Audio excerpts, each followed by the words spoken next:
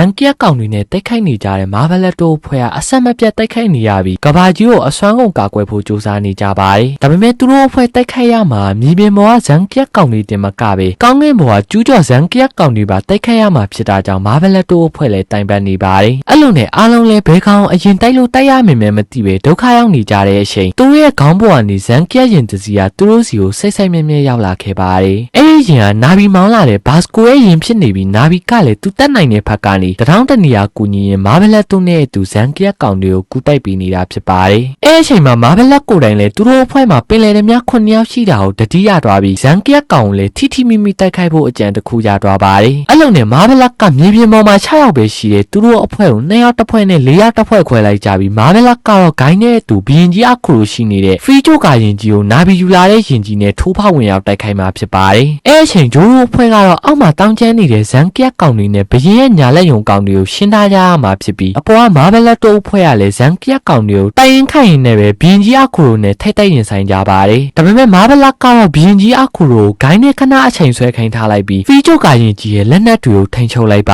ါတယ်။တကဘာလုံးမှာမျက်စိတမဲ့အတွင်းဖြက်စီးနိုင်တဲ့လက်နက်ကြီးတွေပါတယ်အဲ့ဒီရင်ကြီးကဇန်ကီးရင်တွေအကုန်လုံးကဖြက်စီးခံလိုက်ရပြီးအားလုံးကိုအနိုင်ယူနိုင်လိုက်ပါတယ်။အဲ့ဒီအဖွဲ့ကြောင့်ဂျိုးရိုအဖွဲ့နဲ့တိုက်ခိုက်နေကြတဲ့မြေပြင်ပေါ်ကညာလက်ယုံနဲ့တခြားဇန်ကီးကောင်တွေလည်းမယုံနိုင်ဖြစ်နေကြပြီမဲ့မယုံလို့မရတော့ပဲသူတို့ကောင်တွေလည်းဂျိုးရိုလီယာရဲ့လက်ချက်နဲ့အနှိမ့်ဆရောက်သွားရပါတယ်။မာဗလက်နဲ့ဂိုင်းတို့နှစ်ယောက်ကတော့ဘီရင်ကြီးအခုလိုနဲ့အကျိတ်နဲ့တိုက်ခိုက်နေကြတော့ဖြစ်ပြီးကျမ်းမာရည်ဆိုတဲ့ဇန်ကီးဘီရင်ကြီးလည်းမာဗလက်တို့နှစ်ယောက်ရဲ့အတွဲညီညီတိုက်ခိုက်မှုတွေကြောင့်ရှယ်ပလန်နဲ့အတီးခံနေရပါတယ်။နောက်ဆုံးမှာတော့ဇန်ကီးတွေရဲ့ဘီရင်ကြီးကိုယ်တိုင်လည်းသူစီရောရင်ပေါ်မှာပဲလက်ရဲဆက်ရဲရောက်လာတဲ့ပင်လယ်ဓမြနှစ်ကောင်ကြောင့်ဘီရင်ဆိုတဲ့ဘွားကဇက်သိန်းရတော့မှာဖြစ်ပြီးမာဗလက်တို့နှစ်ယောက်ကလည်းအဲ့ဒီရင်ပေါ်ကနေပြန်မထွက်နိုင်ခင်မှာပဲသူတို့ရဲ့ပြင်းပြင်းထန်ထန်တိုက်ခိုက်မှုတွေကြောင့်ဖရီဂျိုကာရင်ကြီးလည်းပြတ်ကျသွားပါတယ်။အဲ့လိုနဲ့အားလုံးလည်းပြတ်ကျလာတဲ့ရင်ကြီးပေါ်မှာမာဗလက်တို့နှစ်ယောက်ပါလာတယ်လို့ထင်နေကြတဲ့အချိန်မြန်မာသားနှစ်ကောင်ကဂျမန်တွေဖြစ်နေသူတို့ရှေ့ကိုပြန်ရောက်လာကြပါတယ်။တစ်ဖွဲ့လုံးလည်းကျူးကျော်လာတဲ့ဇန်ကီးရင်တွေနဲ့သူတို့ကိုဦးဆောင်လာတဲ့ဘီရင်ကြီးကိုအဆုံးသတ်နိုင်လိုက်ပြီလို့ထင်နေကြတဲ့အချိန်အသက်ပြင်းတဲ့ဘီရင်ကြီးအခုတို့ကသူတို့နောက်မှာထပ်ပြီးရောက်လာပါတယ်။အဲ့လိုနဲ့မာဗလက်တို့အဖွဲ့လည်းနောက်တစ်ခါထပ်တည်ခြင်းတဲ့ဘီရင်ကြီးကိုသူတို့ကကဘာကြီးကိုကယ်တင်မဲ့35ဖွဲ့မြောက်စူပါဆန်တိုက်တွေဖြစ်တဲ့ကိုဂိန်းကြားတွေဆိုတာကိုသိအောင်ပြောပြလိုက်ကြပြီးဘီရင်ကြီးအခုတို့နောက်ထပ်တစ်ကြိမ်တိုက်ခိုက်ကြပါတယ်။ဒီတစ်ခါမှာတော့ဘီရင်ကြီးအခုတို့မာဗလက်တို့အဖွဲ့လည်းရင်ဂျာကီအမျိုးမျိုးနဲ့ပုံစံအမျိုးမျိုးပြောင်းလိုက်ကြပြီးအကျန်းဆုံးဆိုတဲ့ကောင်တွေနဲ့ဘီရင်ကြီးအခုတို့အကျန်းဆုံးတိုက်ခိုက်ပေးလိုက်ကြပါတယ်။ဒါပေမဲ့ဘီရင်ကြီးကတော့တော်ယုံတန်ယုံနဲ့မသိနိုင်ပဲမာထန်လွန်နေတာကြောင့်မာဗလက်တို့အဖွဲ့လည်းအကျန်းတက်ကအကျန်းဆုံးဆိုတဲ့စူပါရင်ဂျာတွေအဖြစ်ပြောင်းလိုက်ကြပြီးမာနေတဲ့ကောင်ပျော့အောင်လုပ်ပေးလိုက်ကြပါတယ်။အဲ့လောက်ထိဝိုင်းလုံးနေကြတာတော့ဘီရင်ကြီးကတော့မသိနိုင်ဖြစ်နေတာကြောင့်စက်တိုက်ဆိုသူလိုတိုက်ခိုက်နေရတဲ့မာဗလက်တို့အဖွဲ့လည်းတဖြည်းဖြည်းနဲ့အာရင်ကုန်ခံလာကြပါတယ်။အဲ့လိုနဲ့ဘီရင်ကြီးအရင်သိရင်မသိရင်သူတို့အဖွဲ့အမျိုးပြရတော့မလို့ဖြစ်နေတဲ့အချိန်ဂိုက်ကကိုဂိုင်းဘတ်စတာကြီးကိုကင်ပြီးအားလုံးနဲ့အတူဘီရင်ကြီးရဲ့ကိုယ်ထဲကိုအနီးကပ်ဝင်ပစ်လိုက်ပါတယ်။နောက်ဆုံးမှာတော့မာလုံးမရီဆိုတဲ့ဘီရင်ကြီးလည်းအဲ့ဒီပြစ်ချက်ကြောင့်ပဲအဆုံးသတ်သွားရပြီးမာဗလက်တို့အဖွဲ့လည်းဒီတစ်ခေါက်တည်သွားတာကတော့တကယ်လားဆိုတာကိုတယောက်ကိုတယောက်ပြန်မင်းနေကြပါတယ်။အဲ့လိုနဲ့ဒီကောင်ကြီးတည်သွားပြီဆိုတာတေချာသွားပြီဆိုတဲ့အချိန်ကြာမှာအားလုံးလည်းစိတ်သက်သာရ